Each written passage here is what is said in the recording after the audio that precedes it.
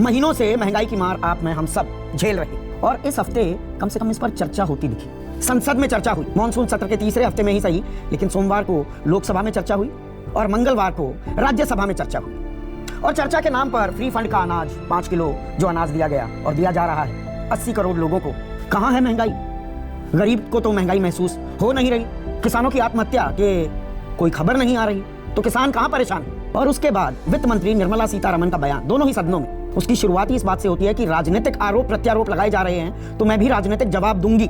और फिर दुनिया भर में जो हकीकत भी है कि दुनिया भर में महंगाई बढ़ रही है, आसमान छू रही है, बाहर मुल्कों में तो हमसे ज्यादा महंगाई है, यह तर्क भी दिया गया।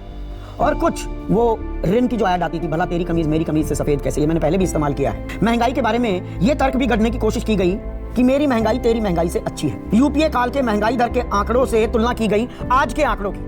पिछले 6 महीने से लगातार जो खुदरा महंगाई दर है वो 6% की जो लक्ष्मण रेखा है आरबीआई की, ना सिर्फ उसे पार कर रहा है बल्कि 7% से ऊपर चल रही है और थोक महंगाई दर 15% का आंकड़ा छू रही है। पड़ताल ये ठोकी गई कि देखिए मंदी की गिरफ्त में हम नहीं हैं, हमारी अर्थव्यवस्था बहुत मजबूत है। 2 दिन की चर्चा का लब्बो-लुबाब ये निकला कि पहली बात महंगाई है, हाँ भाई समस्या है, इतना तक तो माना गया। बड़ी समस्या, कितनी बड़ी चिंता है, इस पर खुलकर चर्चा नहीं हो पाई। और जब ये चर्चा नहीं हुई तो क्या तरीके हैं कि महंगाई को काबू में लाया जाए, वो रोड मैप भी नहीं दिखा। ऐसे में आज आरबीआई ने इस बात पर मुहर लगाई कि हाँ महंगाई एक बड़ी समस्या है, बहुत बड़ी चिंता है और इसीलिए 3 महीने में तीसरी बार देश के केंद्रीय bank reserve bank of India ने रिपो रेट, जो ब्याज दर है, उनमें आधा % का इजाफा कर दिया है। 3 महीने पहले रिपो रेट होता है कि जो हर शाम बैंक अपना लेन देन लेखा जोखा लेते हैं और अगर उन्हें पैसे की जरूरत पड़ती है, ज्यादा निकासी हो गई पैसे की, तो वो किसी से मांगेंगे ना किताबों को बैलेंस करने के लिए, उसके लिए होता है आरबीआई। तो आरबीआई से जो वो कर्ज लेंगे अपनी बुक्स को बैलेंस करने के लिए, उसे रिपो रेट कहते हैं। 3 महीने पहले ये 4% था, आज 5 अगस्त को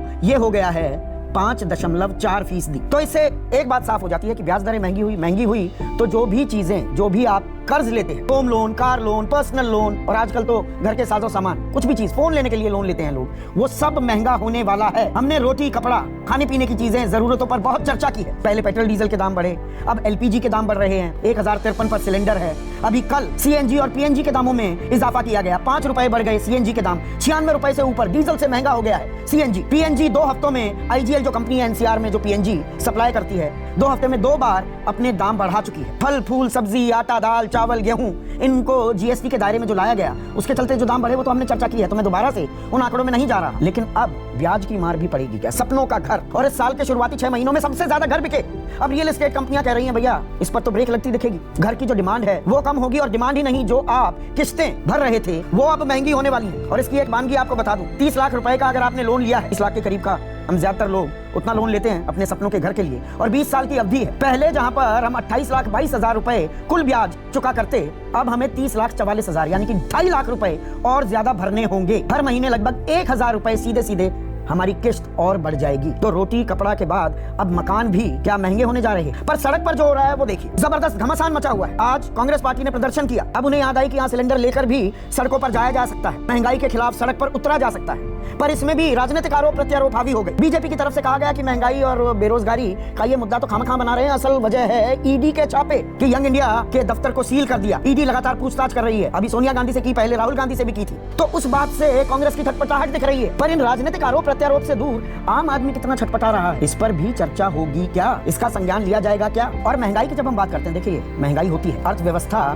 की विकास दर अच्छी भागे, उसके लिए थोड़ी महंगाई की भी जरूरत होती है, पर वो तब काबिले बर्दाश्त हो जाती है जब आपकी आमदनी भी बढ़ रही है। लेकिन आमदनी पर भी समस्या है, संकट के बादल, वो तलवार लटकी हुई है। और ये मैं नहीं कह रहा, प्रधानमंत्री की जो आर्थिक सलाहकार समिति है, इकोनॉमिक एडवाइजरी काउंसिल, उन्होंने क्या कहा है, आज की तारीख में देश में अगर आप 25,000 रुपए से ज्यादा की तनख्वाह पा रहे हैं, 25,000, तो आप देश के टॉप 10% में आते हैं, टॉप 10%। बाकी 90% जो तनख्वाह पाने वाले लोग हैं वो 25,000 से कम तनख्वाह पा रहे हैं। और इसीलिए आर्थिक सलाहकार समिति ने खासकर शहरी इलाकों में रोजगार सुनिश्चित करने के लिए रोजगार गारंटी स्कीम चलाने की पैरवी की। जो न्यूनतम भत्ता है, वेजेस हैं, मिनिमम वेजेस, उन्हें बढ़ाने की और जोर दिया, और साथ ही साथ एक यूनिवर्सल बेसिक इनकम हो, यह भी सुझाया।